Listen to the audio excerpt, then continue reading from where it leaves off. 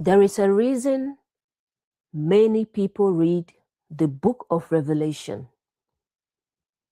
and immediately think this is about the future. This is about a person. This is about something happening out there.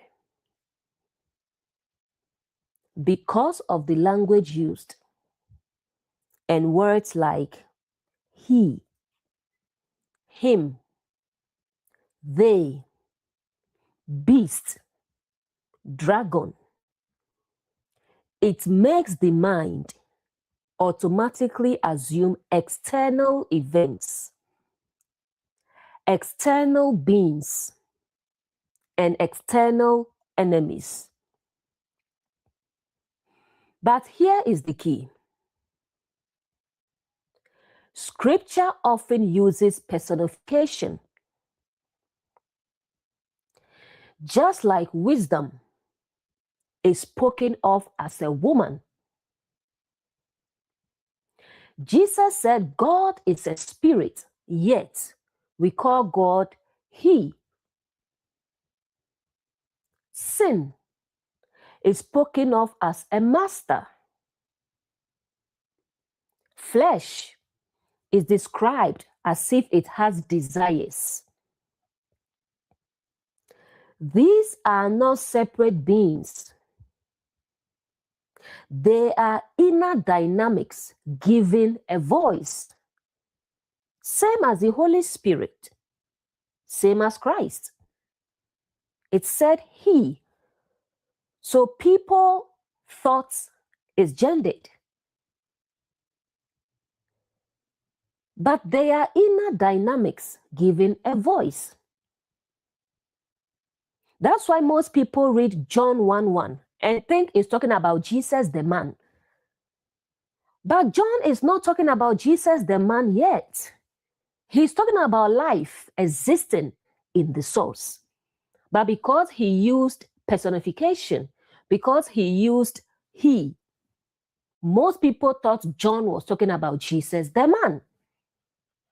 So even though Jesus said, the Father in me, the Father is greater than I, people still read it and say Jesus is God. But Jesus never said that. All because of certain words. So when Revelation says he did this, they worshipped, it's not pointing you outward first. It is revealing what is happening within human consciousness. And if you miss this, you will spend your life looking for the beast in the world while it operates unnoticed within you. Jesus said, the kingdom of God is within you. Paul says, you are the temple and God dwells in you. So revelation is not just prophecy. It is inner unveiling. So today, we will go through Revelation 13, verse by verse, to see what it is truly communicating. Let's begin. Revelation 13:1. And I stood upon the sand of the sea, and I saw a beast rise up out of the sea, having 7 heads and 10 horns, and upon his horns 10 crowns, and upon his heads the name of blasphemy. So we are going to look at this line by line. I stood upon the sand of the sea. Sand represents the countless thoughts, impressions, stimuli. Sea represents your emotional and subconscious realm. This is the place of inner observation. This is you becoming aware, standing at the edge of your mind and emotions. I saw a beast rise up out of the sea.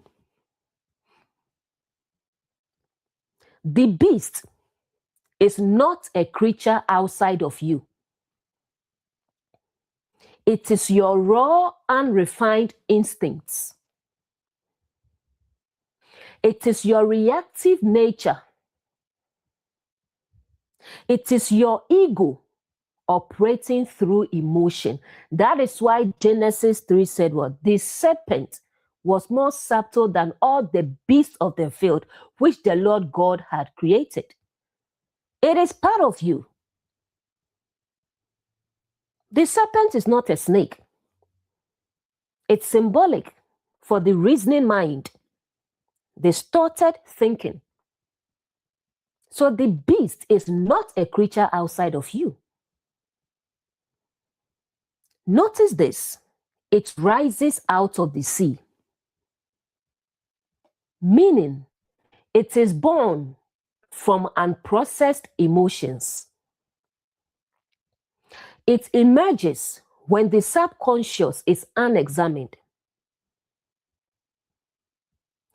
This is the same pattern from Genesis.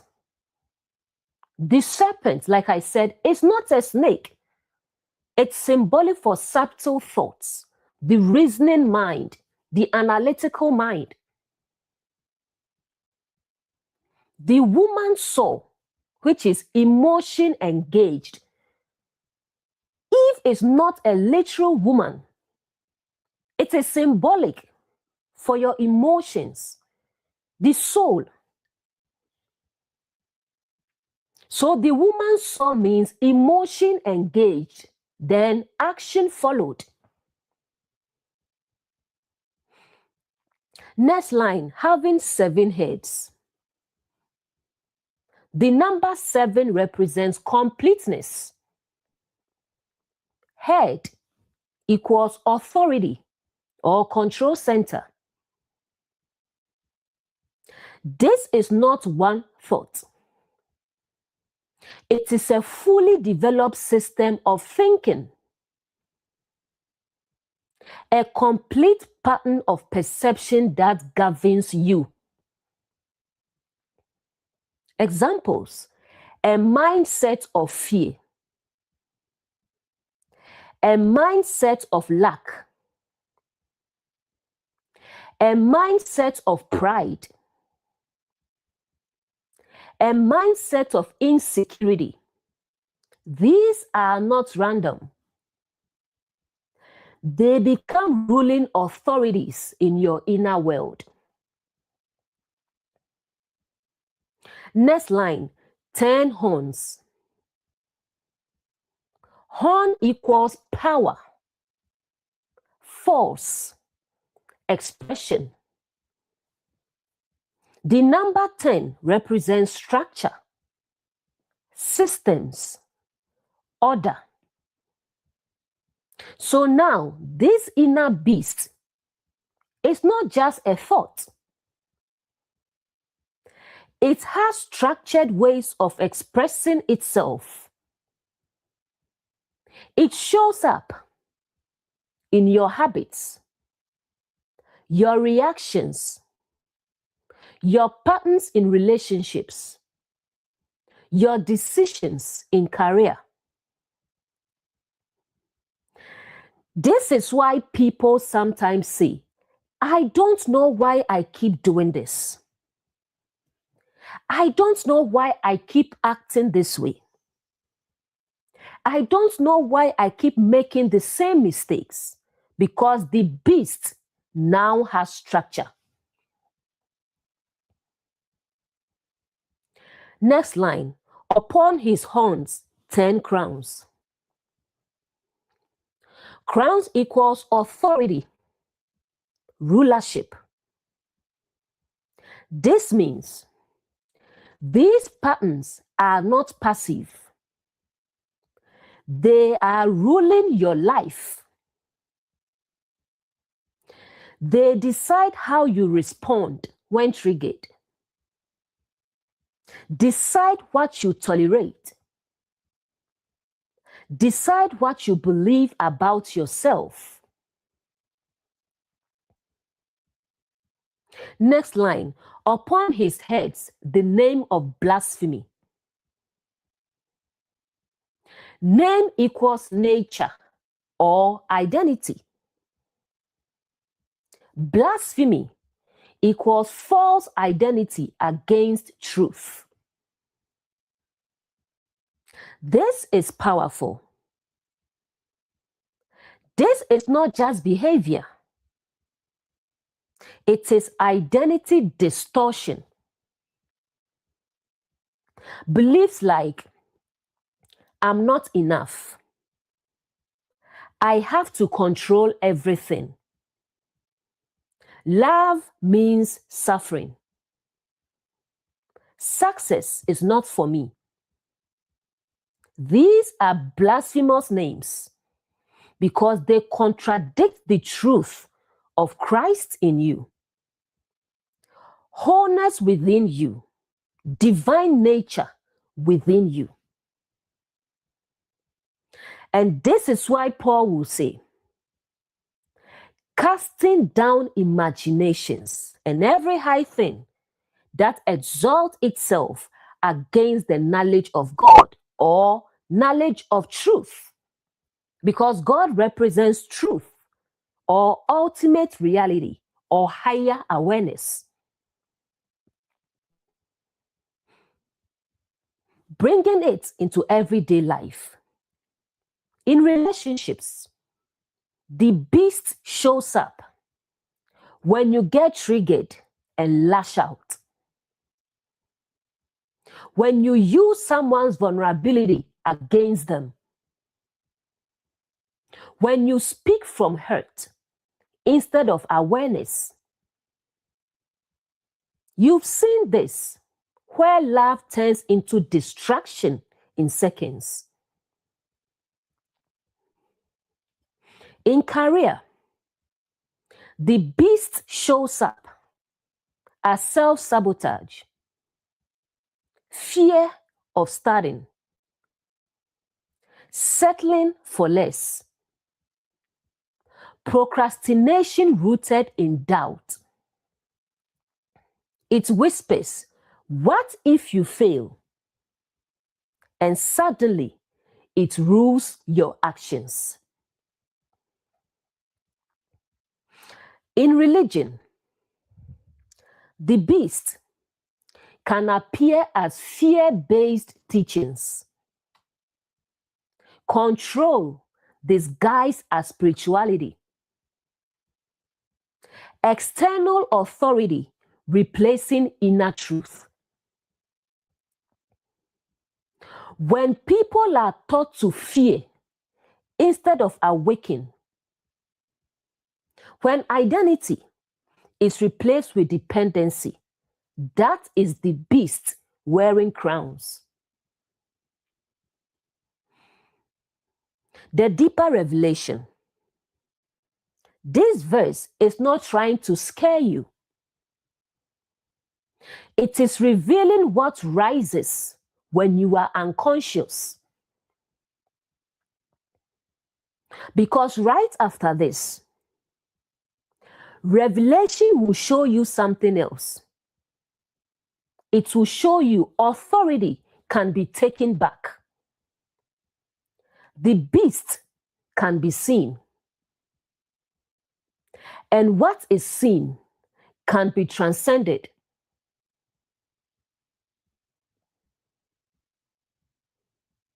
Simple reflection. Stand at the shore of your own mind. Watch what rises. Not to judge it, but to understand it. Because the moment you see the beast clearly, it is no longer your ruler. It becomes something you are aware of. And awareness is where transformation begins. Next verse. And the beast which I saw was like unto a leopard, and his feet were as the feet of a bear, and his mouth as the mouth of a lion. And the dragon gave him his power and his seat and great authority. Verse 1 showed you the beast rising. Verse 2 shows you how it operates, how it expresses itself, where its power comes from.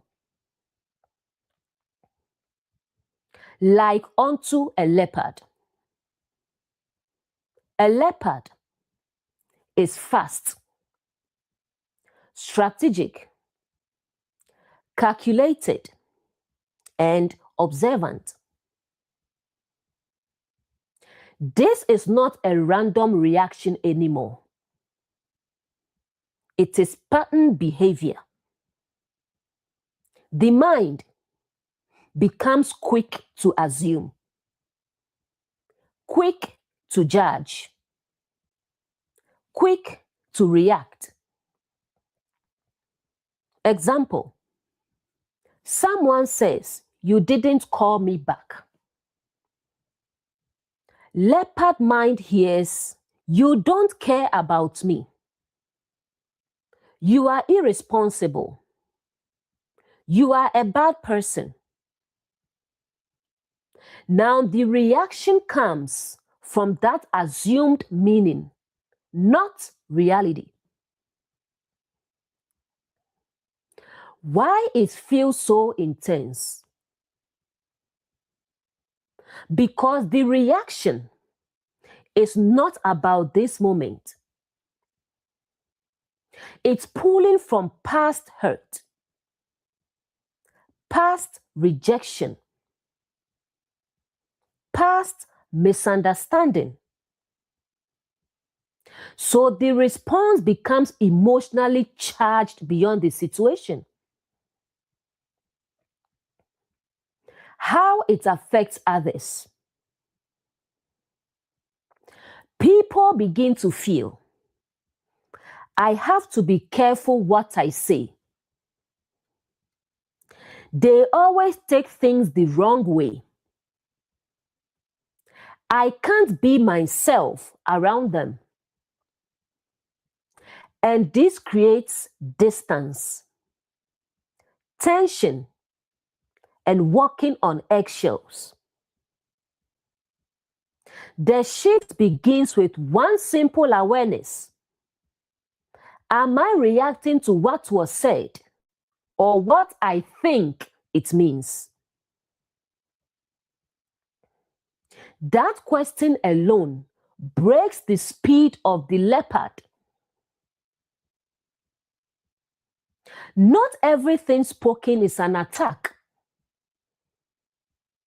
but an unhealed mind will turn neutral words into wounds. And when that happens, you are no longer hearing others clearly. You are hearing your past speaking through them. Before reacting, pause and ask, can you clarify what you meant? I want to understand you correctly. That one moment of humility disarms the beast completely. Next line, feet as the feet of a bear. Feet equals movement or direction. Bear equals strength, force, dominance. This is how the beast moves in your life. Heavy, forceful, overpowering. Using the same example, once triggered, it doesn't gently respond. it takes over direction. Once the thought is accepted as truth, the reaction becomes heavy and overpowering. Tone changes immediately. Energy becomes intense. The conversation escalates quickly. What could have been a simple clarification becomes an emotional confrontation. Next is the lion. Mouth equals expression. Lion equals bold, prideful, dominant. Now, the person speaks harshly, defensively, with confidence. What comes out? You always do this. You don't care about anyone but yourself. I'm tired of your behavior. These words are not measured. They are released with force. Next is the dragon, the source of it all. Dragon equals ego or false identity. The entire process is powered by the need to protect the ego, the fear of being hurt, the desire to be right. Next is seat and authority. This is the dangerous part. While all this is happening, the person feels I'm right, so they don't pause. They don't question. They don't reflect. The full inner sequence. Leopard, thought, misinterprets the situation. Bear, movement, emotion escalates and takes over. Lion, mouth, words come out harsh and damaging. Dragon, source, ego fools the entire reaction. The aftermath. The other person feels hurt, misunderstood, and emotionally attacked. And they say, I never meant it that way.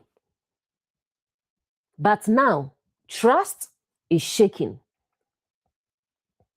Communication becomes strained.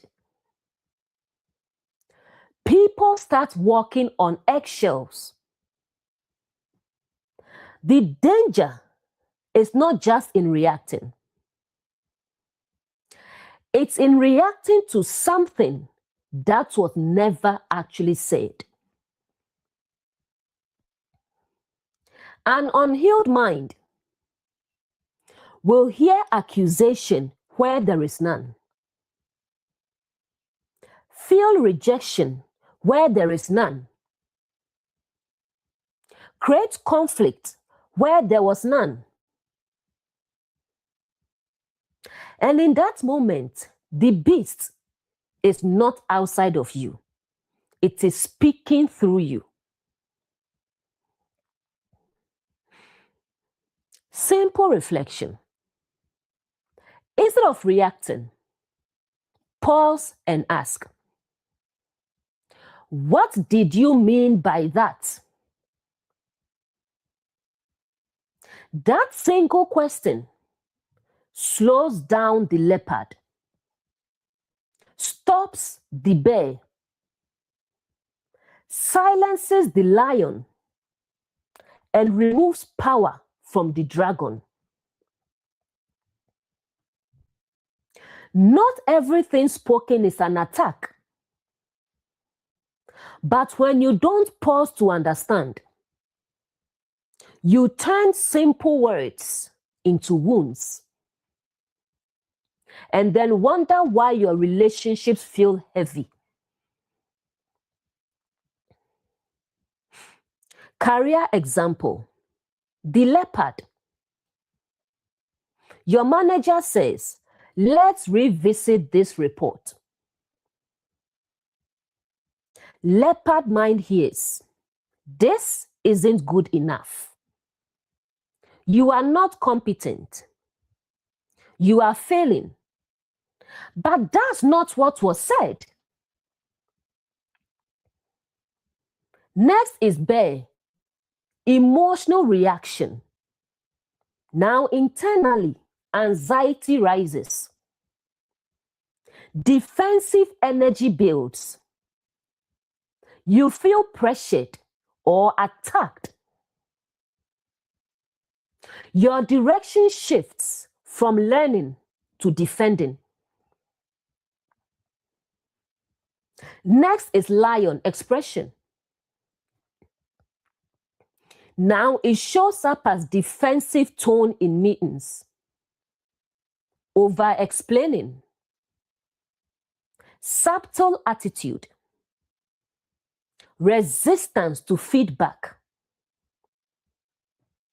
or even withdrawal, avoiding communication, losing confidence, quiet quitting mentally. Next is the dragon, the ego source.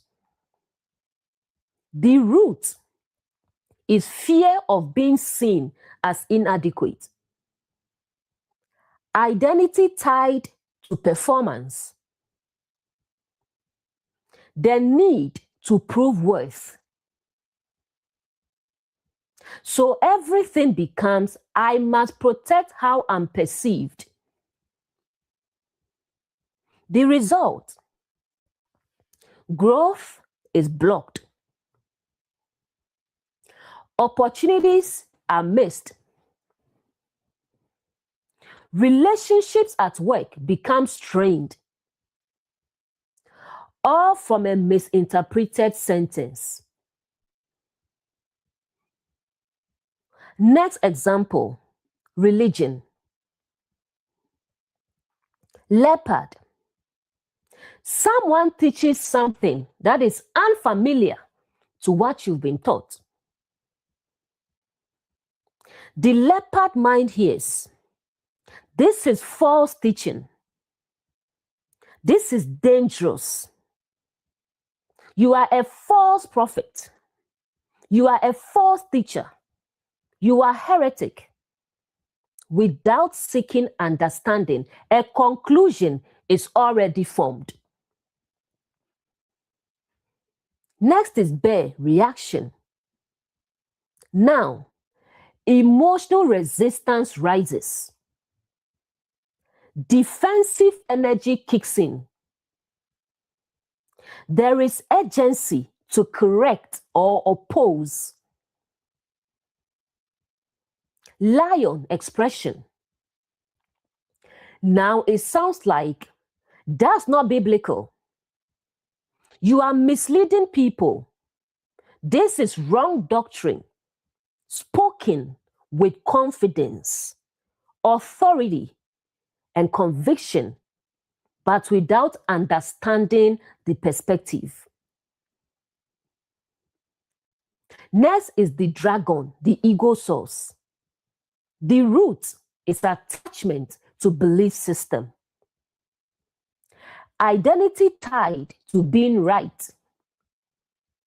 Fear of losing certainty. So it becomes protection of belief, not pursuit of truth. The result, division instead of understanding. Arguments instead of growth. Endless debates and proving who is right. Fear instead of awareness. The pattern is the same everywhere. Whether relationships, Career, religion, the sequence does not change. Misinterpretation, leopard. Emotional takeover, bear. Reactive expression, lion. Ego empowerment, dragon. The beast does not change environments. It only changes form. In relationships, it looks like conflict. In career, it looks like insecurity. In religion, it looks like certainty without understanding. But the root is the same. Reacting to what you think something means instead of what is actually being revealed. The awareness that breaks the pattern. Across all areas, one shift. Pause before meaning. Ask, am I sure that's what they meant? Can I understand before I react? Because the moment you slow down interpretation, you remove power from the entire system. Many conflicts in life are not caused by what was said, but by what was assumed. Next verse, Revelation 13, verse 3. And I saw one of his heads, as it were wounded to death, and his deadly wound was healed. And all the world wondered after the beast. Wounded to death. Head equals mindset or pattern of thinking. Death equals end, cessation, separation. This is not physical death. It is the death of a way of thinking. What did Paul say in Ephesians 2:1? He said, you were once dead in sins and trespasses. Paul is not talking about physical death. He's describing a state of unconscious living, being governed by patterns without awareness. So here in Revelation, a pattern is wounded to the point of ending. Real life example. Let's use anger. You begin to notice, you react quickly. You get triggered easily. You say things you later regret. And it's not just you noticing. People close to you have mentioned it. They've told you you get angry too fast. You overreact. You don't listen when you are upset. Maybe it has even cost you relationships. It has created distance with people you love. Then one day, it hits you. You pause and say, I need to work on this. That right there is the wound to death. Because now the pattern is exposed. It is no longer hidden. You can see it clearly. And what is clearly seen begins to lose its power. Why this moment is so important? Before this moment, the anger felt justified. The reactions felt normal. The behavior felt like just who I am. But now, there is separation between you and the pattern. You are no longer fully identified with it. But here is where revelation goes deeper. It says, and his deadly wound was healed. This is where many people get stuck. You say, I'm going to change. I will work on myself. And for a while, you try to stay calm. You become more aware. You hold back your reactions. But then, something happens. A strong trigger comes, and suddenly, the anger rises again. The reaction returns. The same words come out. The pattern wasn't gone. It was only wounded, not transformed. Next, all the world wandered after the beast. It's saying your inner world, which is thoughts, emotions, reactions, all fall back into the same pattern. And afterward, you say, I thought I was past this. The deeper truth. Seeing the pattern is the beginning, but not the end. Because awareness exposes the pattern, but understanding dissolves it. Growth is not just saying, I need to work on this. Growth is sitting with the pattern long enough to understand what triggers it, what belief is underneath it, what you are protecting when it rises. Because anger is often not just anger. It can be unheard pain, fear of disrespect, the need for control, unhealed experiences. Instead of stopping at, I need to fix this, go deeper. What is this anger trying to protect? Because when you understand that, you don't just manage the pattern, you end it at the root. The moment you see your pattern, it begins to die. But if you don't go deeper, it will heal, return, and continue ruling your world.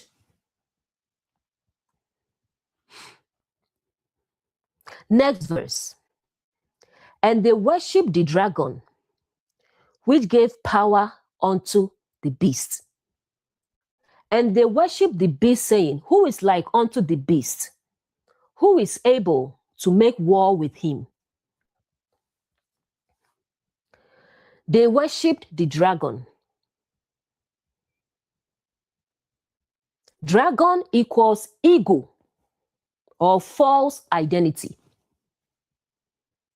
Worship equals agreement, alignment, loyalty.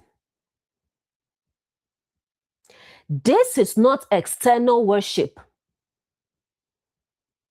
This is when your inner world agrees with ego, trusts ego and justifies ego. What this sounds like, that's just how I am. I don't take nonsense. People need to adjust. Instead of observing the ego, you begin to side with it. Next line, which gave power unto the beast. Ego gives energy to the pattern. Every time you justify your reaction, refuse to reflect, avoid accountability, you are feeding the behavior.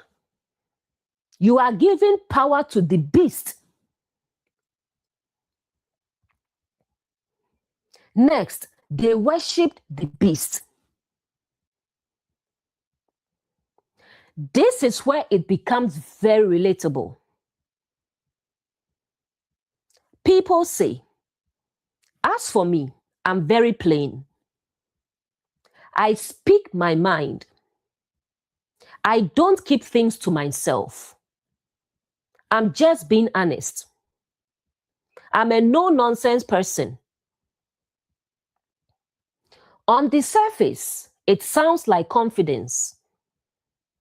But in reality, it can be unprocessed reaction expressed without awareness. What's happening internally? Leopard, misinterpretation. Bear, emotional reaction. Lion, harsh expression. Then instead of pausing and reflecting, the person says, this is who I am. That is worship. Because now the pattern is no longer questioned. It is no longer examined. It is defended and protected. The hidden consequence. When someone constantly rants, reacts, and speaks without awareness, people begin to keep their distance. Avoid vulnerability. Walk on eggshells. And over time, they lose connection without understanding why. The illusion. They think people can't handle the truth. But the deeper truth is, it's not the truth that pushes people away. It's the lack of awareness in how it is expressed. Next line, who is like unto the beast? Now the pattern becomes identity. Internal dialogue. Nobody is as real as me. I don't fake things like others. I say it as it is. Instead of growth, there is pride in the behavior. Who is able to make war with him? Now it goes deeper. The person believes they cannot be corrected. What this looks like? Rejecting feedback, dismissing concerns, becoming defensive when corrected. Even when people try to help, they are shut down. A grounded truth. You can show someone, you can tell someone You can even prove it to them. But you cannot force them to see. You can't make them see. Awareness is something they must come into themselves. So don't keep forcing understanding. Don't drain yourself trying to fix them. Don't take their blindness personally, because their inability to see is not your responsibility to carry. Some people don't change, not because life didn't show them, but because they chose to protect the pattern instead of confronting it. And whatever you refuse to confront will continue to rule your life.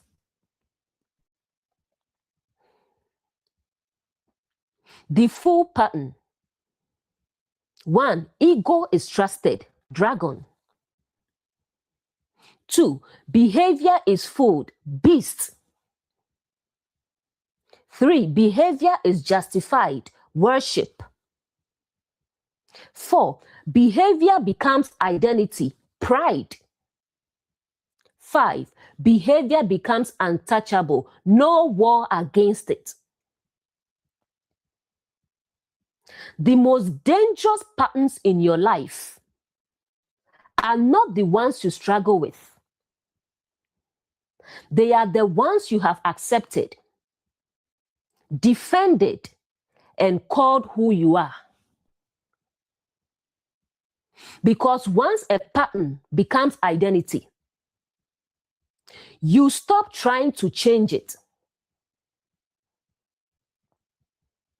Instead of saying, "This is just how I am," pause and ask, "Is this helping me build or breaking my connections?" Because truth spoken with awareness builds. But expression without awareness slowly destroys. The moment you defend a pattern, you give it a throne. And whatever you place on the throne will rule your life.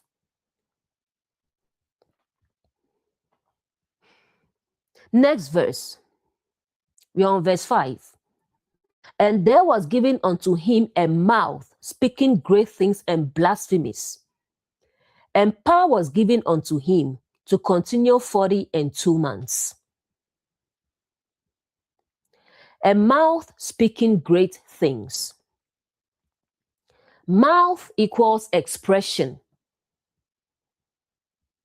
Great things equals bold, confident, amplified speech. This is not quiet anymore. The pattern now has a voice. What this sounds like. The person begins to speak like this: "I'm always right. Nobody can tell me anything. People are just too sensitive. I say things as they are. I don't need anyone's advice." All this are spoken with confidence, spoken with authority, spoken without reflection. This is not just thinking anymore. It is being declared outwardly. Next line, and blasphemies. Blasphemy is distortion of truth or false identity.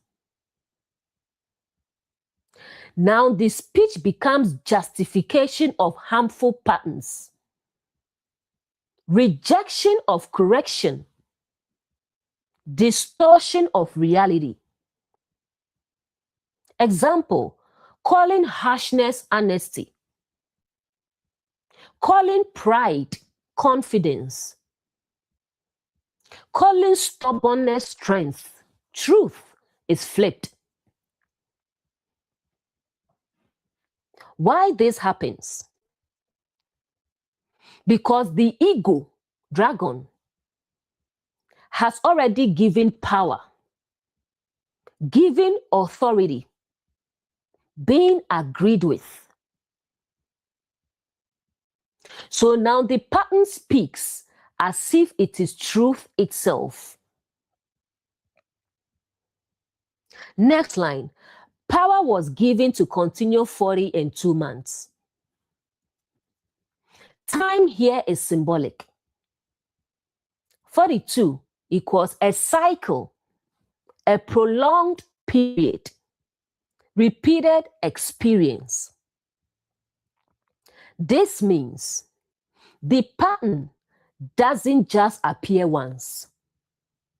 It continues over time. What this looks like in life. The person speaks the same way repeatedly, reacts the same way repeatedly, loses people repeatedly, faces the same issues repeatedly, but still says, "This is just who I am." That is the continuation of the beast. Career example. The person rejects feedback, speaks confidently but without growth, repeats the same mistakes. Over time, experiences stagnation, missed opportunities, and strained professional relationships. Next example, religion. The person speaks boldly without understanding, rejects new insight, repeats the same interpretations. Over time, experiences no growth, no depth, just repetition of belief. When a pattern is not questioned, it doesn't stay silent. It finds a voice. And over time, that voice becomes your language, your perspective, your reality. Instead of asking, "Why do I keep going through this?" ask, "What am I repeatedly saying, believing, and expressing?" Because your words often reveal the pattern that is still active within you. What you repeatedly speak, you reinforce. And what you reinforce long enough will shape the life you continue to live. Next verse. And he opened his mouth in blasphemy against God, to blaspheme his name and his tabernacle and them that dwell in heaven. He opened his mouth. The pattern is no longer silent. It is now consistently expressed. What was once internal is now spoken and projected outward. Next, blasphemy against God. God represents truth or ultimate reality or your highest awareness. Blasphemy here is not just disrespect. It is contradicting truth with false identity. What this looks like. The person begins to say, "People can't be trusted. Everyone is fake. There's no good in people. These statements are not neutral. There are distorted conclusions shaped by the pattern. Next, to blaspheme his name. Name equals nature or identity. Now it becomes personal. The pattern starts shaping how you see yourself. There's internal dialogue. This is just who I am.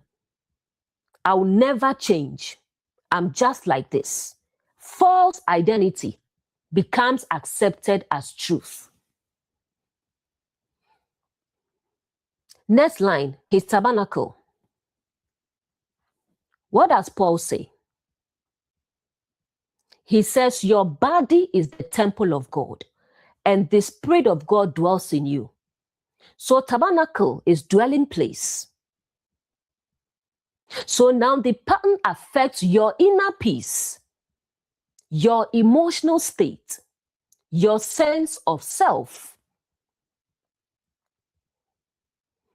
What this feels like: constant agitation, restlessness, tension in interactions, lack of inner stillness. Your inner house is no longer at peace. Next, them that dwell in heaven. What does Jesus say? The kingdom of God is within you. Some translations say the kingdom of heaven is within you. So heaven equals higher consciousness or awareness or alignment. These are moments of clarity, moments of peace, moments of understanding. The pattern now fights against that. Example, you try to stay calm, reflect, and respond differently. But the pattern says, don't let them get away with that. Say something back. Show them who you are. You need to respond. It pulls you down from awareness into reaction. The full breakdown of verse 6. Pattern speaks, which is mouth. It distorts truth, which is blasphemy against God. It redefines identity, which is blasphemes the name. It disrupts inner peace, which is the tabernacle. It attacks awareness, which is those in heaven. Career example. You begin to believe, I'm not good enough. I'll never succeed.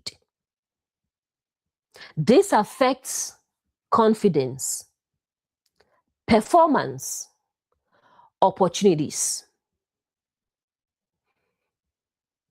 Next example, religion. You begin to believe God is against me. I'm not worthy. I'll never get it right. Fear replaces understanding. A pattern left unexamined does not just affect your behavior. It reshapes how you see truth, how you see yourself, and how you experience life. Instead of believing every thought, pause and ask, is this truth? Or is this my pattern speaking? That question alone separates you from the voice. Not every voice in your mind is your truth. Some are patterns. Patterns speaking loudly, trying to redefine who you are.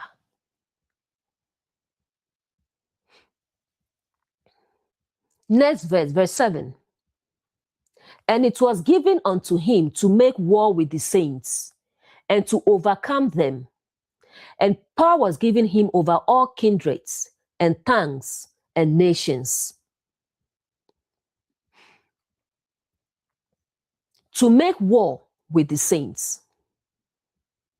War equals inner conflict, struggle, tension. Saint equals the set apart within you. That's your higher awareness, your intention to do better. This is the part of you that wants to grow. The part of you that wants to respond differently.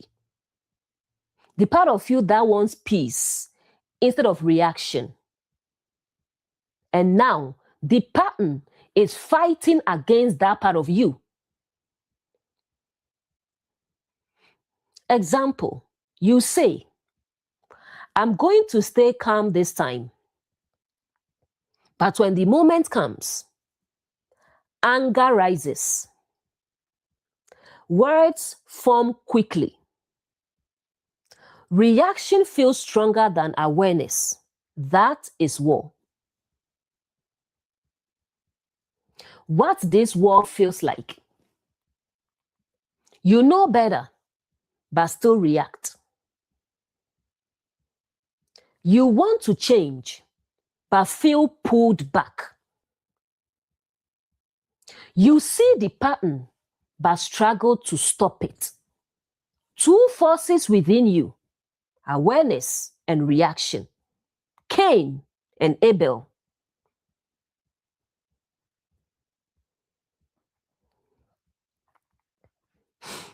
Next line, and to overcome them. This is when the reaction overrides awareness. What it looks like. You still say the hurtful words. You still act out of habit. You still repeat the same behavior. When you calm down, you say, I knew better, but I still did it. The pattern overcame your intention.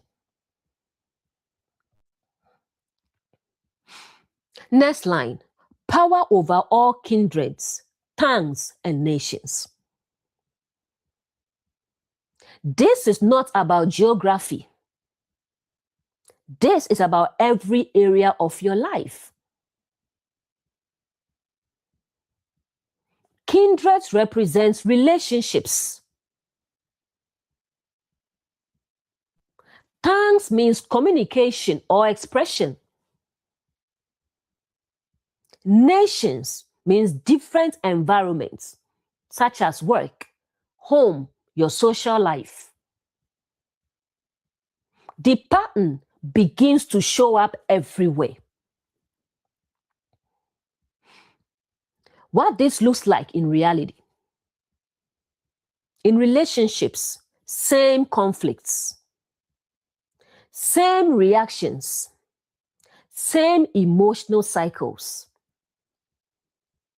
In career, same insecurities, same defensive patterns, same missed growth opportunities. In your inner life, same thoughts, same resistance, same internal struggle, different situations, same pattern. Why this happens?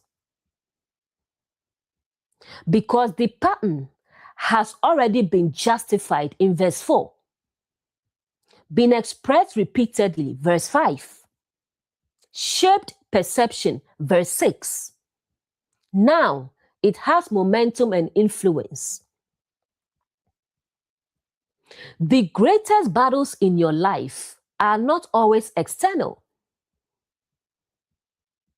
They are the moments when you know who you want to be, but feel pulled by who you've been. Instead of feeling defeated, ask, what part of me is still agreeing with this pattern? Because patterns don't overcome you randomly. They are sustained by unseen agreements within you. When a pattern is not fully understood, it doesn't just visit your life, it begins to rule it.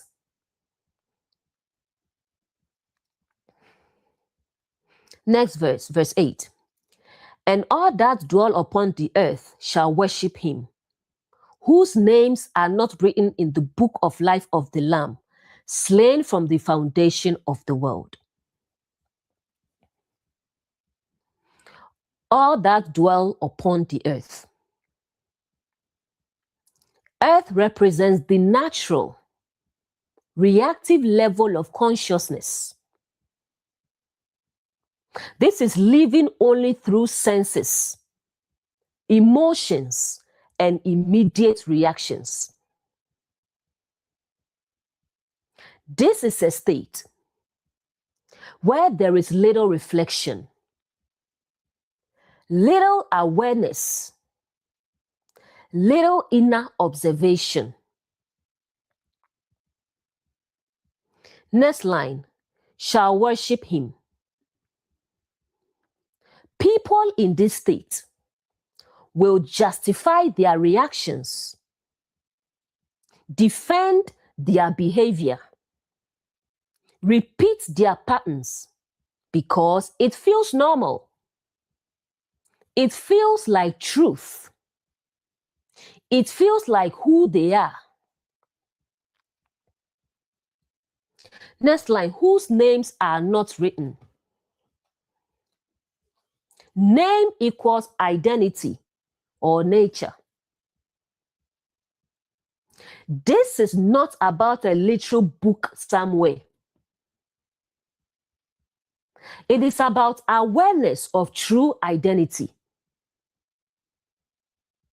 When someone does not yet see their deeper nature, their awareness beyond patterns, their capacity to observe themselves, they remain identified with the pattern. Next line, in the book of life of the Lamb.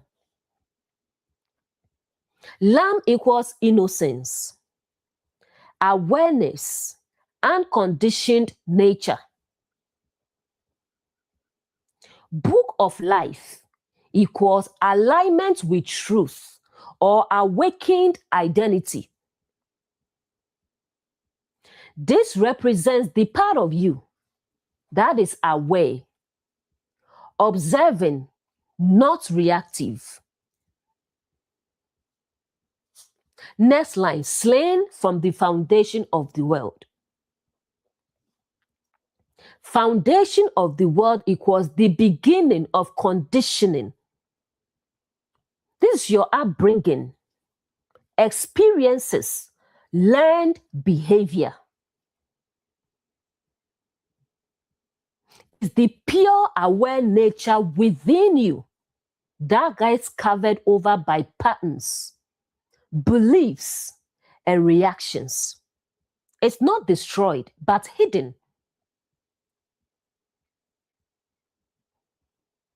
Putting it all together, those who worship the beast means identify with patterns, defend behavior, stay reactive, repeat cycles.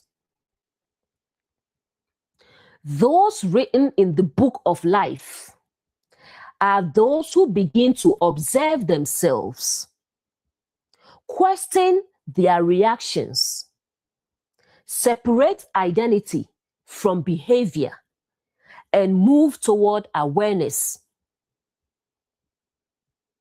Freedom does not begin when life changes. It begins when you can see yourself clearly. Because the difference between repeating a pattern and breaking a pattern is not effort. It is awareness of identity. Instead of asking, why are they like this? Understand, they are not seen yet. And for yourself, ask, am I observing or just reacting? Not everyone follows the pattern. Only those who believe the pattern is who they are. And the moment you see beyond it, you step out of its control.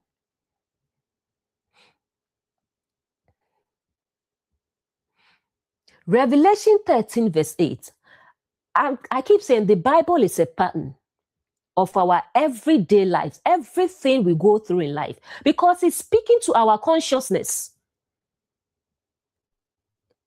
It is layered and needs to be broken down. From Genesis to Revelation, it is a pattern. Revelation 13:8 mirrors Genesis 4. Revelation 13 shows the mature system of the pattern. Genesis 4 shows the origin of the pattern.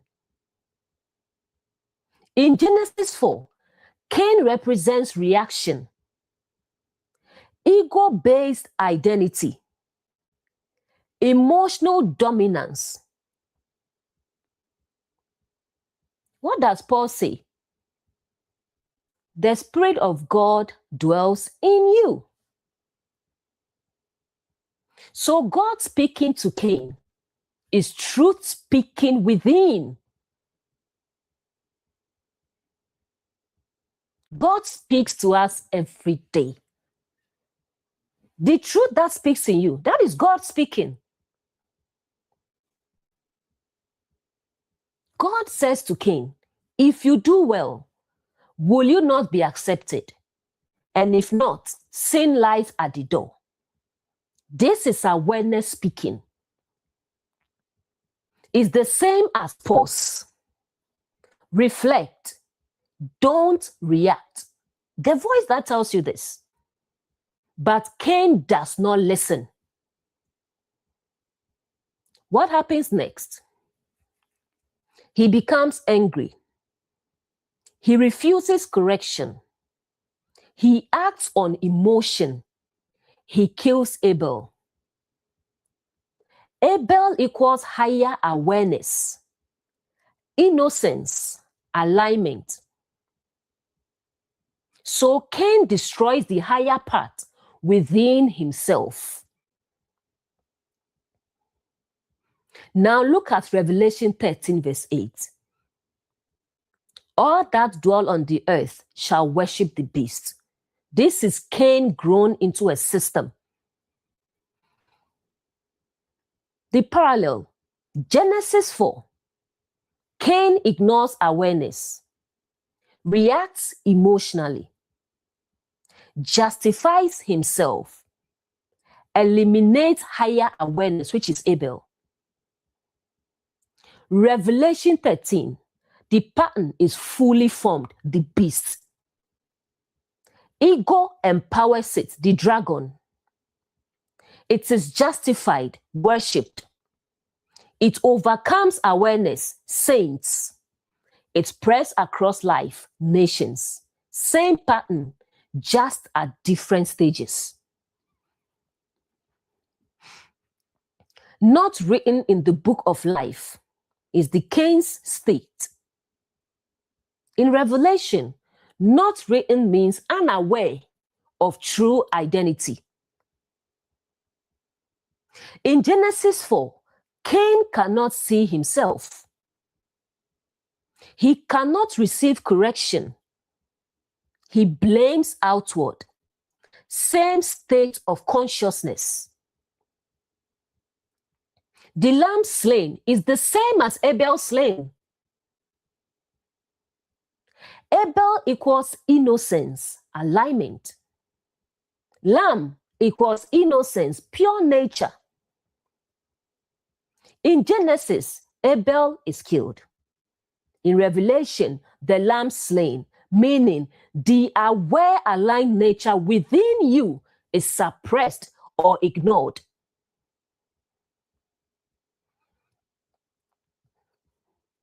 The full pattern.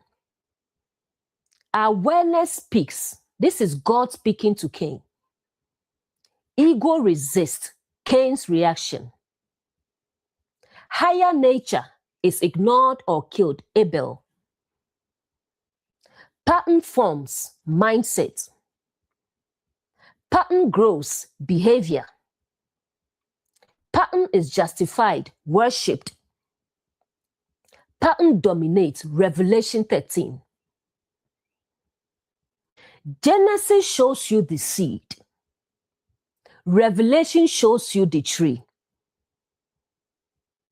Cain is the moment you choose reaction over awareness. And every time that choice is repeated, the pattern grows until it becomes something that speaks for you, acts for you, and eventually feels like you. The goal is to recognize, where is this pattern in me? Because the same voice that spoke to Cain still speaks. If you do well, meaning awareness is always present. God is in you. God lives in you. In other words, truth lives in you. Ultimate reality lives in you. Higher awareness lives in you.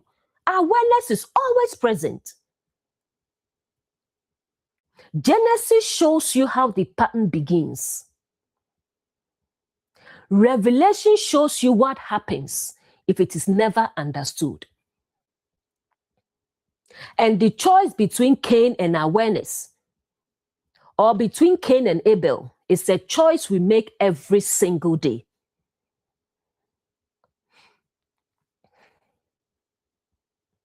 Next verse, verse 9. If any man have an ear, let him hear. This is not about physical ears. It's about inner readiness. Meaning, not everyone will understand this. Not everyone will receive this.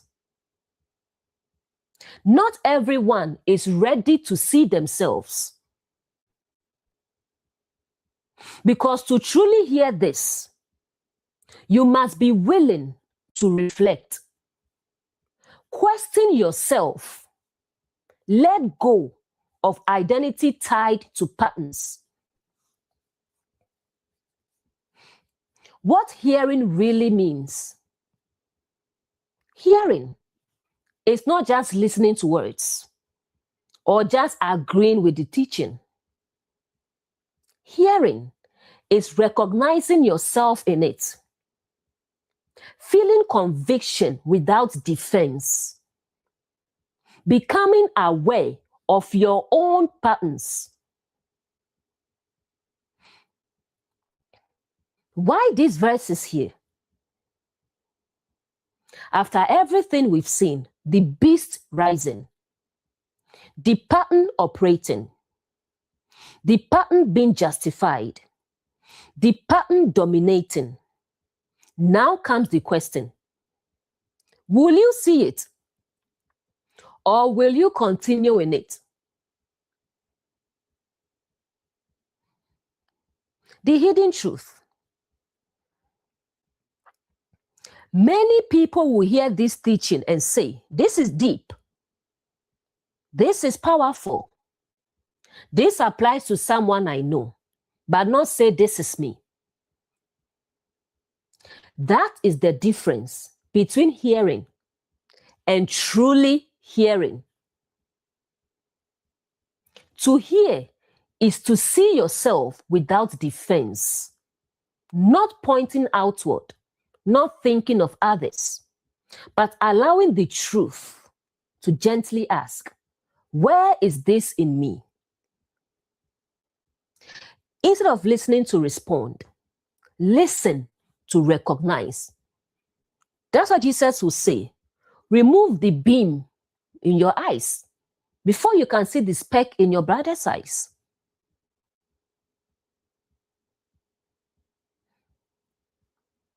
Because the moment you truly hear, awareness begins. Not everyone who hears these words will understand them. And not everyone who understands them will apply them. But the one who truly hears will begin to see. And what is seen clearly can finally be transformed. Next verse, verse 10. He that leadeth into captivity shall go into captivity. He that killeth with the sword must be killed with the sword.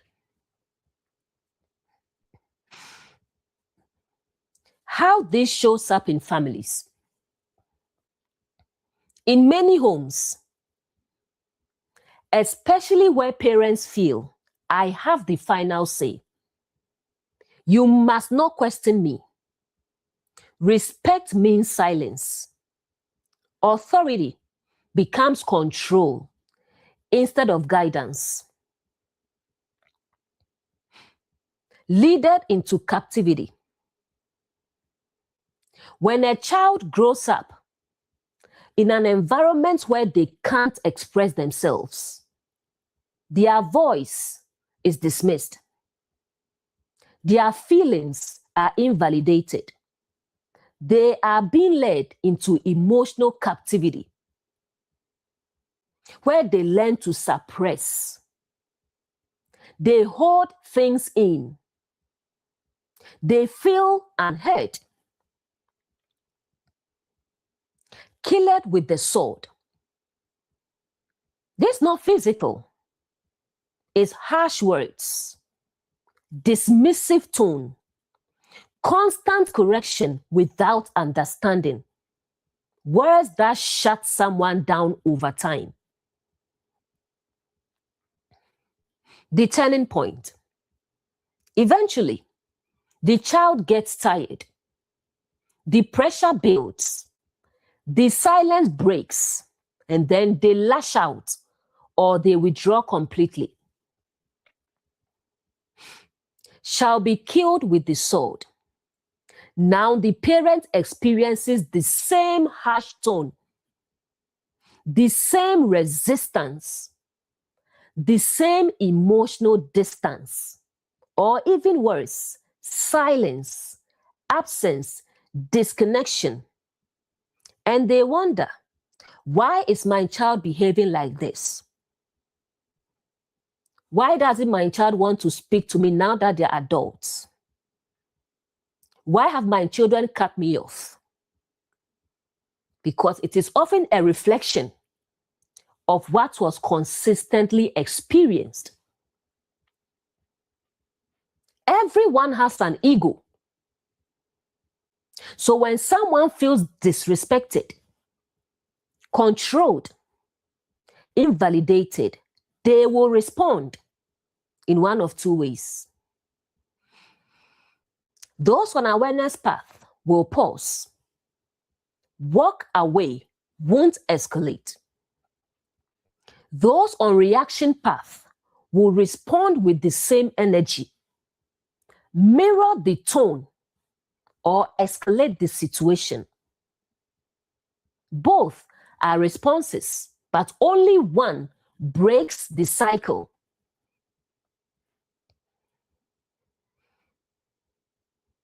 That's why Ephesians will say, parents, provoke not your children to anger. It goes both ways. It told the children to obey them, and it also told parents, provoke not your children to anger.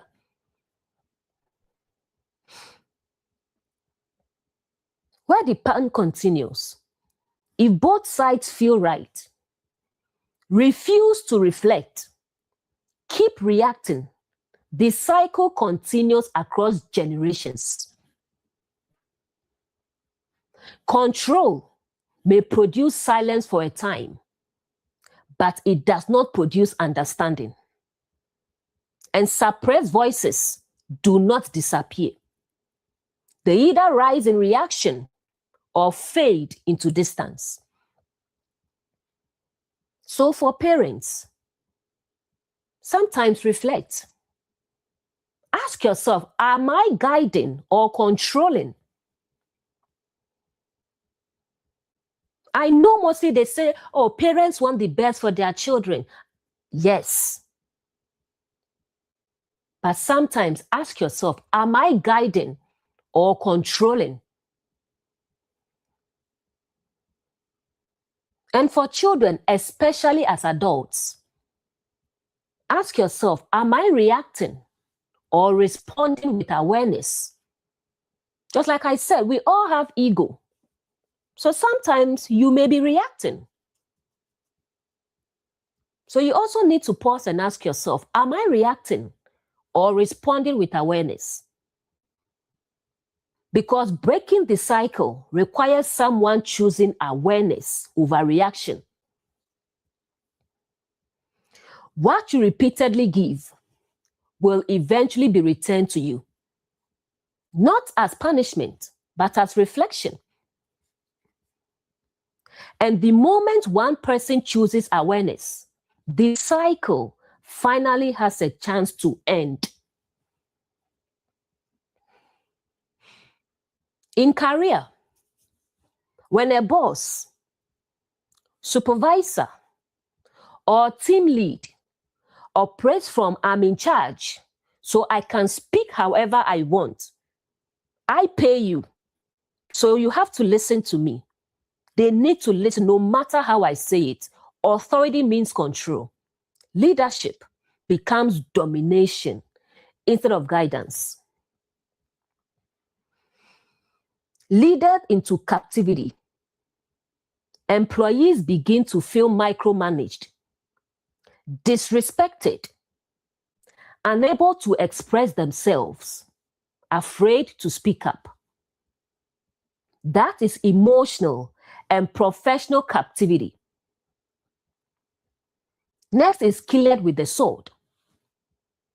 It shows up as talking down to employees, public criticism, harsh tone in meetings, dismissive communication, words that slowly break morale.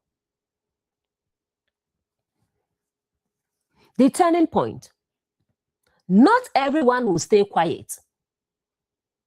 Some people will speak back, push back, mirror the same tone. Others may stay silent but disengage.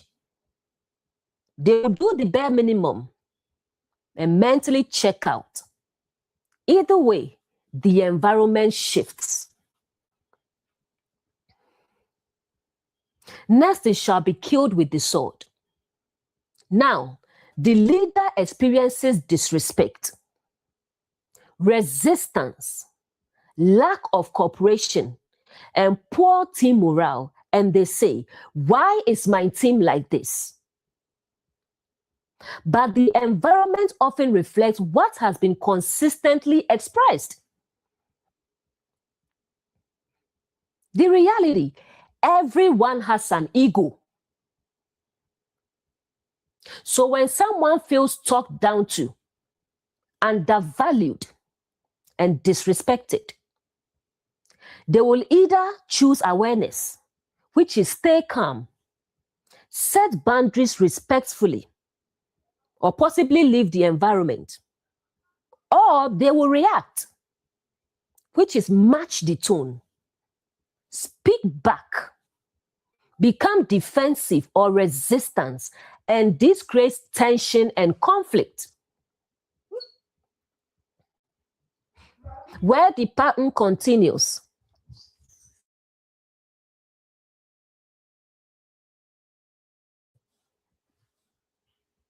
Where the pattern continues.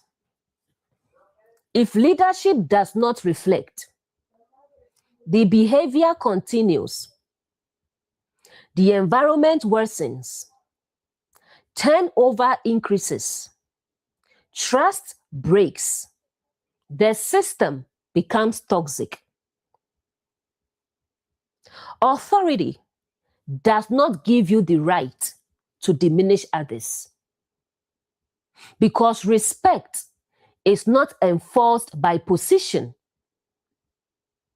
It is earned through how you treat people. For leaders, sometimes pause and reflect. Ask, am I leading or controlling?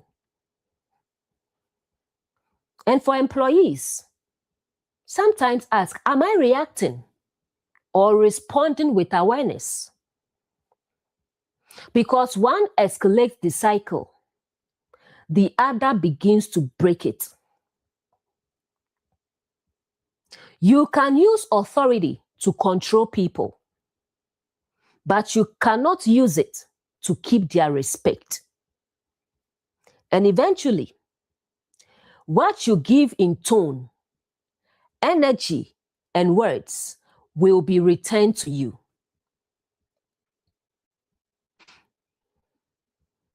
Next verse, verse 13. And I beheld another beast. He had 2 horns like a lamb, and he spake as a dragon. Like a lamb.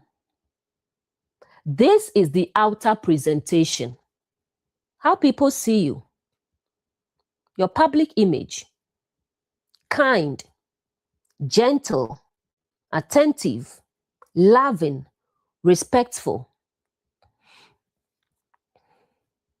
Real life example. Someone in a relationship. At the beginning, the person is sweet, caring, patient, shows affection publicly. People see them and say, such a good person. Next line, but he spake as a dragon. Over time, when comfort sets in, when they become familiar with you, the tone changes. The patience fades. The harshness appears. The controlling or mean side shows. Same person, different expression. Why this is so confusing? Because now there are 2 versions. Public version, the lamb, which is gentle, kind, admirable. Private version, the dragon, harsh, dismissive, hurtful, and the 2 don't match. The painful part. When the other person speaks up, people don't believe them. They defend the other person. They question. They say, that doesn't sound like him or her. You must be exaggerating. That is such a nice person, because they only know the lamb, the public image. What's really happening? This is not just deception of others. It is unconscious pattern management. The person knows how to present well externally, but has not transformed internally. So image is controlled, but character is inconsistent. The dragon still speaks. Even though the tone is soft in public, the source is still ego. And ego will eventually show itself in private, in comfort, in moments without pressure to perform. Not everyone who appears gentle is operating from awareness, because true gentleness is consistent. It does not switch based on audience. It does not fade with familiarity. It does not disappear behind closed doors. This is not about labeling someone as bad. It's about recognizing a pattern that has not been fully transformed. Because sometimes people don't even realize they are doing this. They have learned to perform externally, but have not healed internally. The deeper insight. Always look for consistency over image. Because image can be managed, but patterns reveal themselves over time. The most confusing behaviors are not the ones that are clearly harmful. They are the ones that look like love, but feel different when no one else is watching. Family example, the good parent image.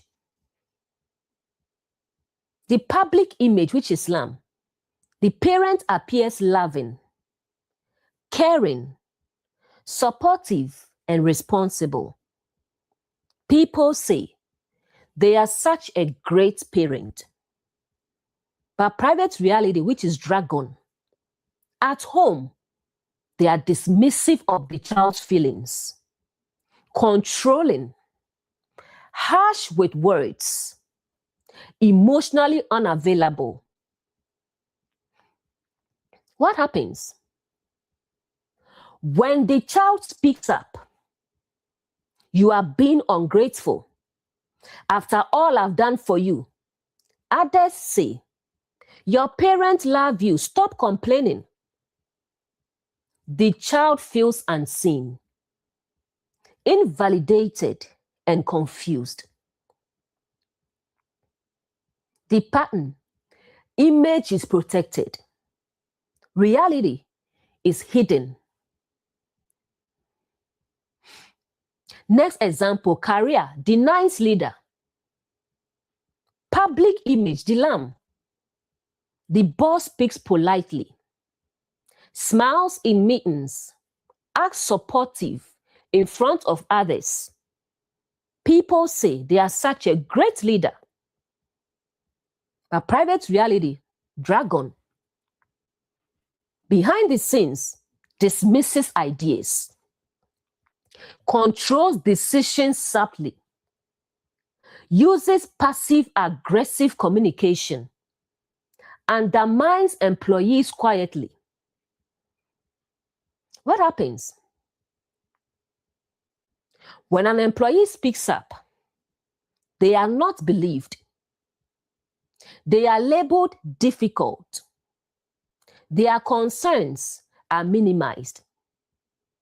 The environment becomes politically tense, emotionally draining, and quietly toxic. Next example, religion, the spiritual voice. Public image, the lamb. The person speaks softly, uses spiritual language, appears humble and wise. People say they are so spiritual. Private reality, dragon. Underneath, seeks control or authority, makes others feel inferior, dismisses different views, uses truth to elevate themselves. What happens? When someone questions them, they are labeled lost. You don't understand yet. You need more revelation. Growth is blocked, but it appears like wisdom. The common thread across all. The image is managed. The pattern is hidden. The ego is still in control. And because it looks like a lamb, it is rarely questioned. Why this pattern is so dangerous? Because the loud pattern, which is the first beast, is obvious. The subtle pattern, the second beast, is trusted. People don't see it coming. Not everything that looks like light comes from truth. Because some patterns don't come to dominate loudly. They come to be accepted quietly. The most deceptive patterns are not the ones that hurt immediately. They are the ones that look good until you experience them closely.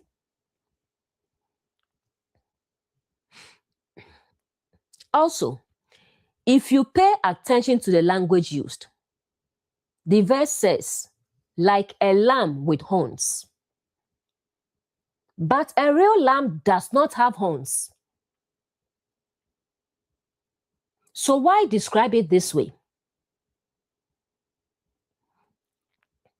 What this is showing, lamb represents innocence, gentleness, harmlessness. Horn represents power, authority, influence. Put together, lamb with horns, it creates something that doesn't naturally fit. Gentleness plus power combined in a deceptive way. The hidden message. This is not true gentleness. This is power disguised as gentleness. Meaning, it looks harmless, but it still carries authority and influence. Example, this is the person who appears soft and kind, speaks gently, presents as harmless, but underneath still wants control, still influences outcomes, still operates from ego. Why the contrast matters? The verse is intentionally showing outward form, which is lamb, is safe or trustworthy. Inward voice, the dragon, ego, control. So the issue is not just deception of others, it's self-deception. Not everything that appears gentle is truly free from control. Because true gentleness does not need to hold power over others. Sometimes, the most convincing illusion is not something that looks dangerous. It's something that looks safe, but still carries the desire to control. For instance, in some marriages, a spouse is kind in public, respectful in gatherings, loving around others, well-spoken and composed. People say, they are such a good partner.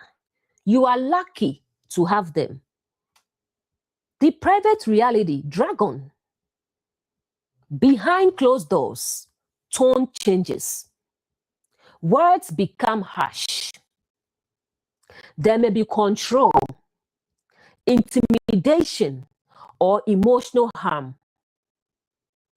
The gentleness disappears. Same person, different expression. Why the victim is not believed? This is the painful part. When the person speaks up, when the person says, this is what I'm experiencing, others respond, no, that can't be true. They are so nice. You must be misunderstanding. because they only see the lamb, the public image. The emotional impact. The person living in it feels dismissed, isolated, questioned, and invalidated. They are thinking, I'm the one living with this person. I'm telling you what I'm going through, and you are telling me my reality isn't real. That creates a deeper layer of pain. Not just the experience, but not being believed. What this pattern is, this is image management without inner transformation. The person knows how to present well externally, but has not addressed what shows up privately. So reputation is protected. Reality is hidden. Not every kind face tells the full story, because some behaviors are not revealed in public. They are revealed in proximity. And the ones who experience them most are often the ones least believed.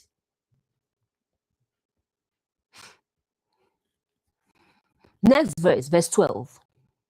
And he exercised all the power of the first beast before him, and he caused the earth and them that dwell therein to worship the first beast, whose deadly wound was healed. The core insight. The pattern doesn't survive on its own. It survives because it is justified. It is defended. It is not confronted consistently. Family example, protection over truth. The pattern, which is the first beast. This is a parent who controls, dismisses feelings, speaks harshly. The covering, which is the second beast. Family members say, that's just how they are. They mean well. Respect them. Don't question them. They want the best for you. Instead of addressing the behavior, they protect it. The result, the child feels unheard. The pattern continues. The relationship becomes distant. The wound never becomes transformation. Next example, career, reputation over reality. The pattern, the first beast. This is a boss who talks down on employees, dismisses input, operates from ego. The covering, the second beast. Others say they are just straight. They are under pressure. That's how leadership works. The behavior is normalized. The result, employees disengage. Some speak back. Others leave silently. The environment becomes unhealthy, but the pattern continues. Next example, religion. Image over growth. The pattern, the first beast. This is where a person uses truth to control, rejects correction, and speaks with authority, but no reflection. The covering, the second beast. Followers say they are very wise. Don't question them. You just don't understand yet. Their behavior is protected.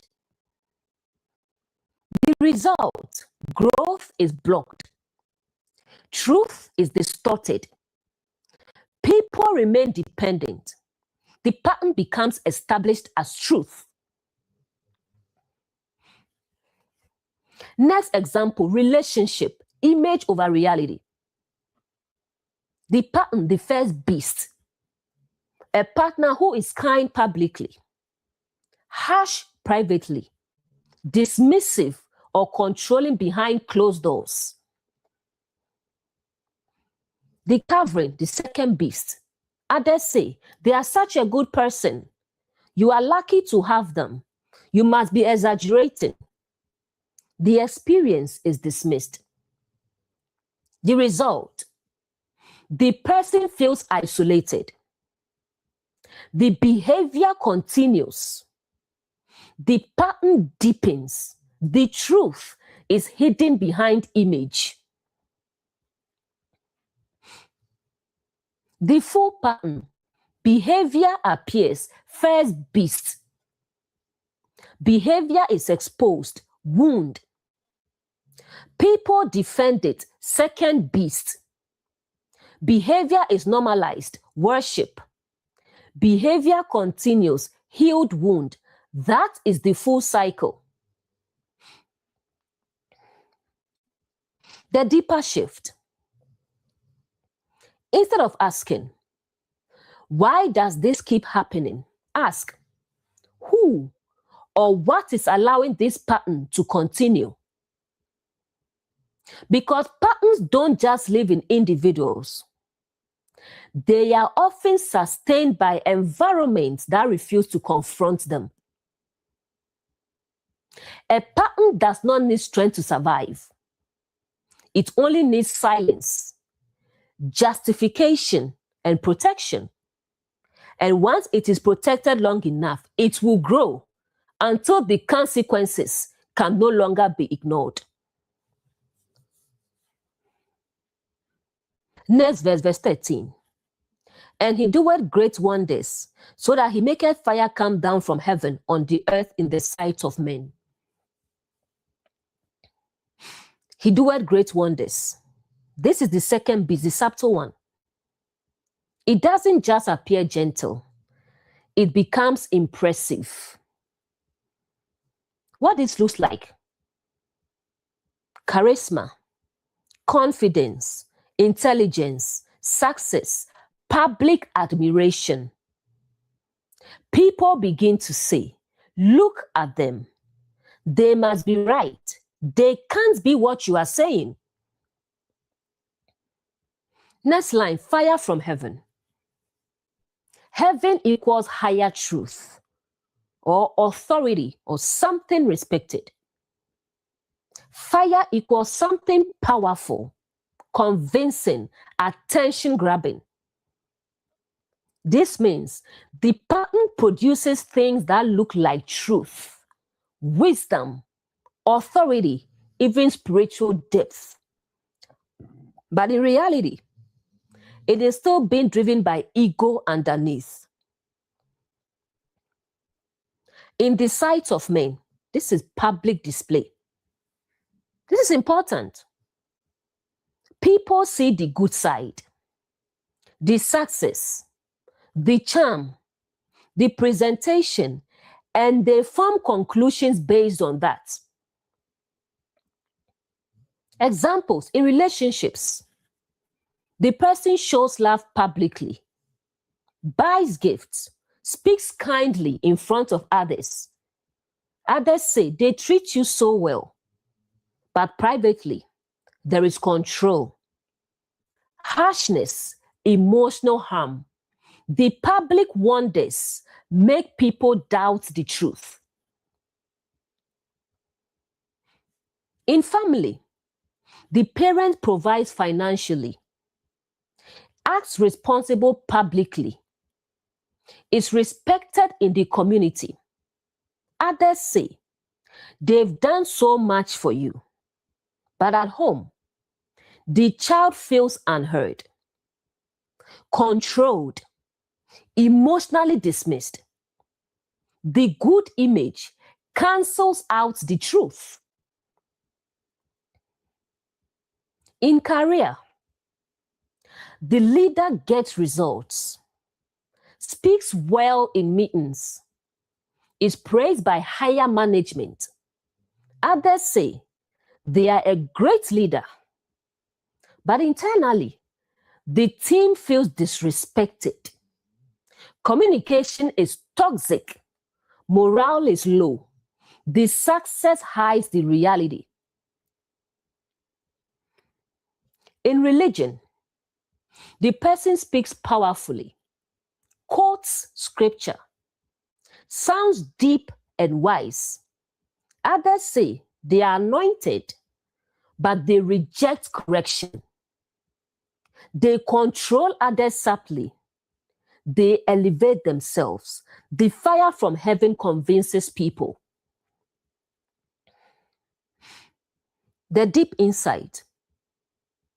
The pattern doesn't survive just by force. It survives by being convincing. Because people don't follow what looks harmful. They follow what looks impressive. Some patterns don't survive because they are right. They survive because they are convincing. And if you look beyond the appearance, you may end up trusting what is quietly causing harm. Verse 14. And deceived them that dwell on the earth by the means of those miracles, saying to them that dwell on the earth that they should make an image to the beast. Deceived them that dwell on the earth. These are people who don't pause to reflect. They don't question what they see. They accept things at face value. Because of this, they become easily convinced, easily misled, easily influenced. These are the same people who fall for convincing appearances, trust image over experience, believe what looks good without deeper observation. And this is why scams work. Manipulation works. Harmful patterns go unnoticed.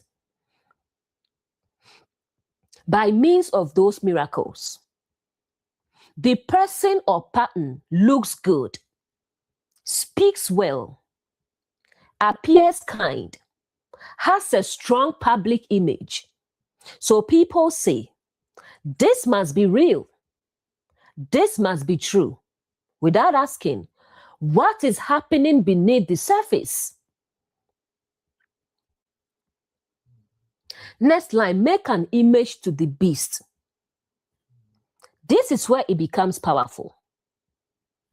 People don't just believe it, they begin to copy it.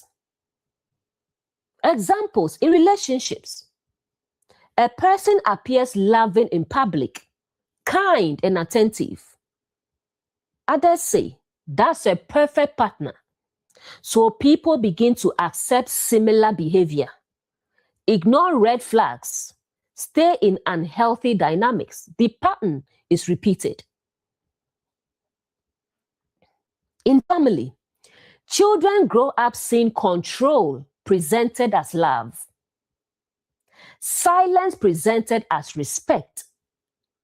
They don't question it. They accept it as normal. So they repeat it in their own homes. They raise others the same way. The pattern spreads across generations. In career, people see a successful but harsh leader. They think this is what leadership looks like.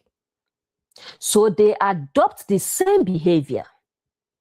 They lead the same way. Toxic leadership becomes normalized.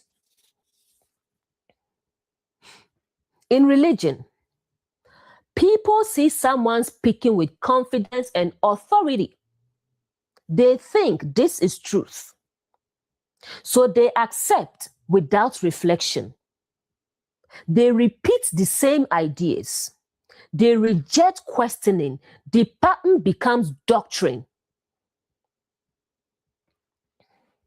Scams and manipulation. Someone presents a convincing opportunity. A confident message, a polished image. People don't pause. They don't question. They accept immediately. They are deceived because they trusted appearance over awareness. The full flow. Something appears convincing. It is accepted without reflection. It is believed as truth. It is copied and repeated. It becomes normal. That is making an image to the beast. Deception does not always begin with a lie. Sometimes it begins with unquestioned acceptance. Because what you accept without reflection, you will eventually believe, repeat, and pass on. The shift. Instead of asking, does this look right?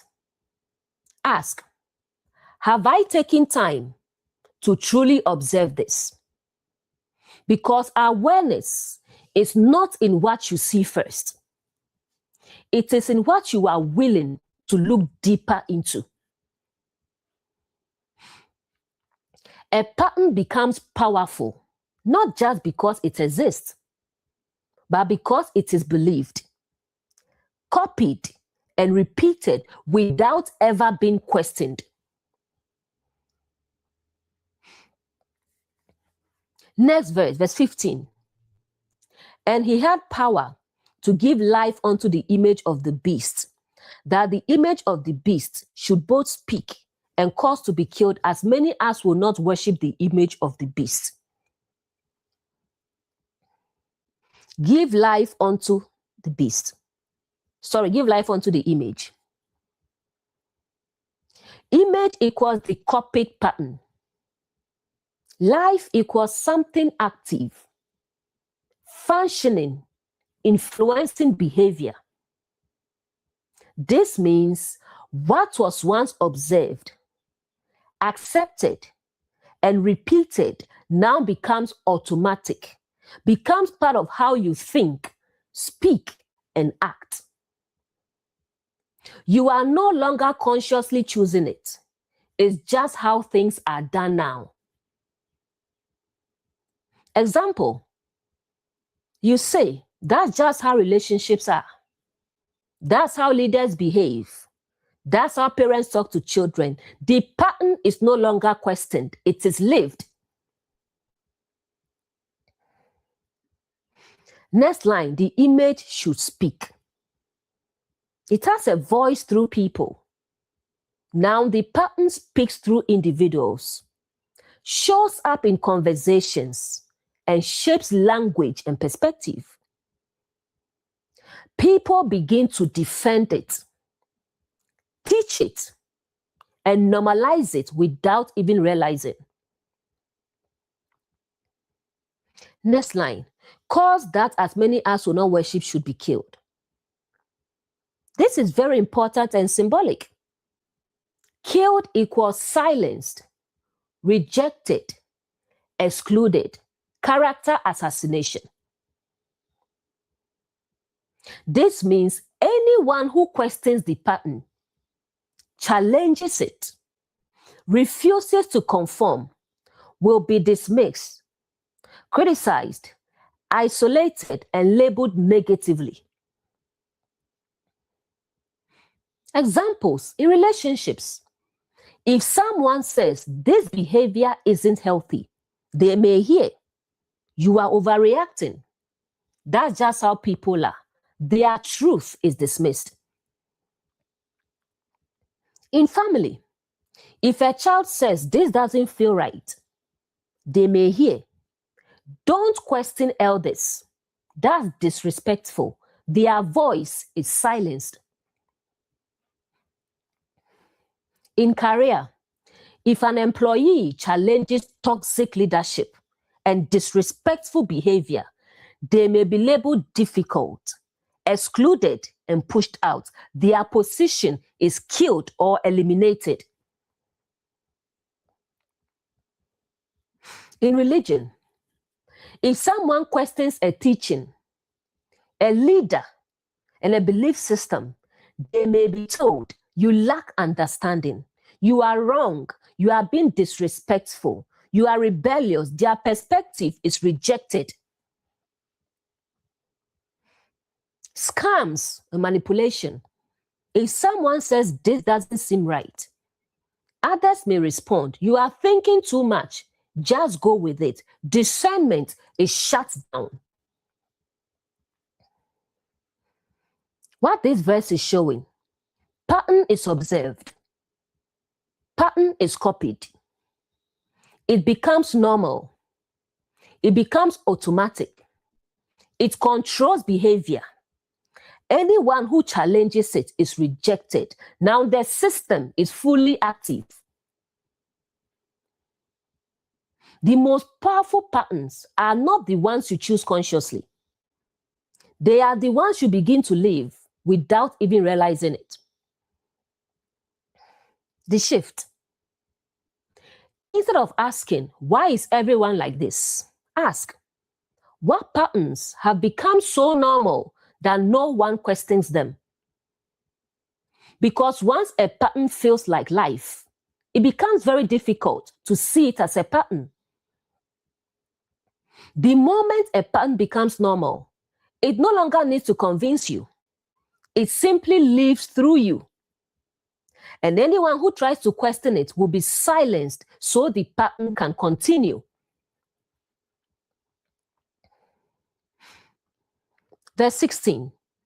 And he caused all, both small and great, rich and poor, free and bond, to receive a mark in their right hand or in their foreheads. He caused all means no one is exempt. This is not about specific people. It's about human patterns in general. Small and great means regardless of status. Rich and poor means regardless of resources. Free and bond means regardless of position. It's saying anyone can fall into these patterns if they are not aware. Mark in their foreheads. Forehead equals mind, thoughts, belief system. This is where the pattern lives as beliefs, assumptions, and interpretations. Examples. This is just how people are. This is how relationships work. This is how authority should be. The pattern becomes how you think. Mark on the forehead. Next line, mark in their right hand. Hand equals actions, behavior, what you do. This is where the pattern shows up as reactions, habits, choices, and behavior. Examples, speaking harshly, controlling others, accepting unhealthy dynamics, repeating learned behavior. The pattern becomes how you act. Mark in your right hand. Putting it together. Forehead, mind, belief. Hand, action, behavior. When both align, the pattern is fully embedded. Examples in relationships. The mind, this is normal behavior. Action, accepting or repeating it. In family, mind, this is how parents speak. Action, passing it to children. In career, mind, this is how leadership works. Action, leading the same way. In religion, mind, this is truth. Action, defending and repeating it. Scams and manipulation. Mind, this looks legit. Action, acting without reflection. That's how deception becomes action. The mark is not something external. It's not a chip. It is a pattern that shapes both your thinking and your behavior. What you repeatedly believe will eventually shape what you do. And what you repeatedly do will reinforce what you believe. The shift. Instead of asking, what is influencing me? Ask, what patterns have I accepted as truth and now live out daily? Because once a pattern enters your thoughts and your actions, it becomes your reality. The mark is not something you receive once. It is something you live. Every time your thoughts and actions align with a pattern, you never stop to question. This verse is very powerful because it shows how patterns move from observation to belief to behavior. Verse 17, and that no man might buy or sell, save he that had the mark or the name of the beast or the number of his name. This is not about physical buying and selling. It is about how patterns begin to control participation in systems of life. Buying and selling represents opportunities, relationships, communication, acceptance, participation in systems. It's about how you engage and move within life. No man might buy or sell. This means if you don't align with the pattern, you may feel excluded, rejected, limited, and misunderstood. Except he that had the mark. In verse 16, we've seen forehead, mind, belief, hand, action, behavior. So this is saying, to fully function within certain environments, you must think and act like the pattern. Examples, career. In some environments, toxic communication is normalized. Ego-driven leadership is accepted. If you don't speak the same way or act the same way, you may be excluded, miss opportunities, be labeled not a fit. In relationships, in certain dynamics, dysfunction is normalized. Poor communication is accepted. If you try to set boundaries, communicate differently, you may be rejected, misunderstood, and pushed away. In family, if you don't follow established patterns and spoken rules, you may be called disrespectful, difficult, and different. In religion, if you question teachings, leaders, and beliefs, you may be excluded, labeled, and shut out. Scams and manipulation. If you pause and question, this doesn't seem right, others may pressure you and dismiss your concern because you are not aligning with the pattern. The core principle, systems reward alignment. So when a pattern becomes dominant, thinking differently feels risky. Acting differently feels costly. That's how patterns maintain control. Sometimes the pressure is not to be wrong. It is to be different. And many people choose fitting in over seeing clearly. The shift, ask yourself, where am I being pressured to think or act a certain way just to belong? Because awareness may cost approval, comfort, and acceptance, but it gives freedom, clarity, and authentic living. The cost of awareness is sometimes exclusion. But the cost of conformity is losing yourself in patterns you never chose consciously. Now, we arrive at the final piece, the verse many people have heard about but rarely understood inwardly.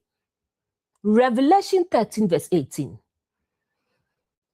It says, "Here is wisdom. Let him that hath understanding count the number of the beast, for it is the number of a man, and its number is 666, which is 666. Here is wisdom. It's saying, this is not something to read quickly. It's an invitation to pause, reflect, and look deeper. This is not surface level interpretation. Next line, let him that hath understanding. It's saying, not everyone will see this. You must be willing to think beyond the literal.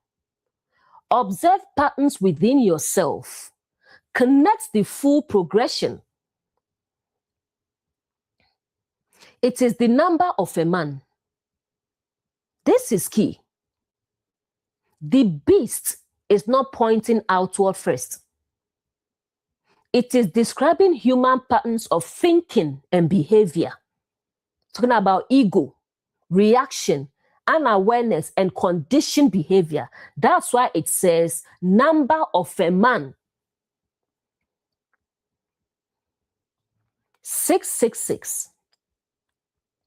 In symbolic language, the number 7 represents completeness or alignment. The number 6 represents incomplete, falling short, not fully aligned. So 666 is not random. It is incomplete states repeated and reinforced. What 666 represents? It represents a pattern that is not fully aware, not aligned with truth, repeated over and over. In simple terms, 16 means incomplete awareness. 666 means that state becoming repeated, established, and normalized. It becomes a system of living. Connecting to everything we've seen, pattern appears, the beast. It is justified, worship. It is protected, covering. It becomes convincing, miracles. It spreads, image. It becomes automatic, life-giving. It shapes thinking and action, mark. It controls systems, buy and sell. And now, the pattern becomes fully established as reality. 666 is when someone knows better, but repeats the same behavior. When a system is clearly unhealthy, but continues. When a pattern is seen, but never fully transformed. In relationships, same cycles, same choices, same outcomes. In family, generational patterns repeated, behavior passed down. In career, toxic leadership normalized, same dynamics repeated. In religion, beliefs repeated without reflection, truth replaced with pattern. 666 is not something to fear. It is something to recognize because it is not about a number. It's about a state of being. A state where awareness is low. Patterns are strong. Reflection is absent. So instead of asking, what is the number? Ask, what patterns am I repeating without awareness? Because once you see it, you step out of it. The number of the beast is not something outside of you. It is the life you live when patterns repeat without ever being fully understood. And the moment you see clearly, you move from repetition to awareness. Revelation 13 verse 18 mirrors Paul's insight in Romans 3:23. He says, "For all have sinned and fallen short of the glory of God." Beast equals human pattern, ego, reaction, and awareness. 666 equals repeated incomplete state. So Paul is saying the same thing. Everyone has operated from this state. Not a few people, not bad people, all. Falling short. 6 equals incomplete, not fully aligned. 7 equals completeness, alignment. So falling short equals not living from full awareness or alignment.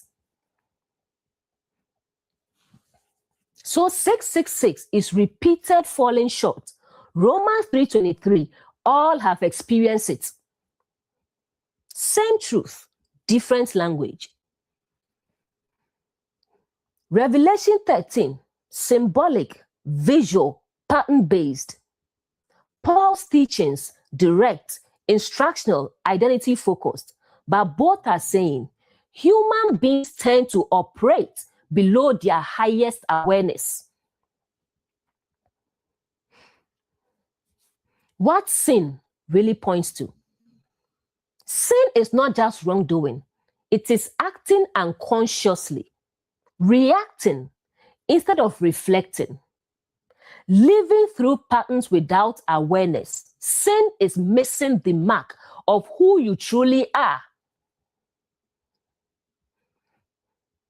The glory of God. Glory equals full expression, alignment, awareness. It is your true state. So this is living consciously, acting from clarity, being aligned with truth. Putting it together, 666 is repeated unconscious patterns. All have sinned means everyone has lived this way at some point. Falling short means not operating from full awareness. Same message. The purpose is not to condemn. It is to reveal where you are operating from. Because once you see the pattern, the repetition, the unconscious behavior, you are no longer fully under it.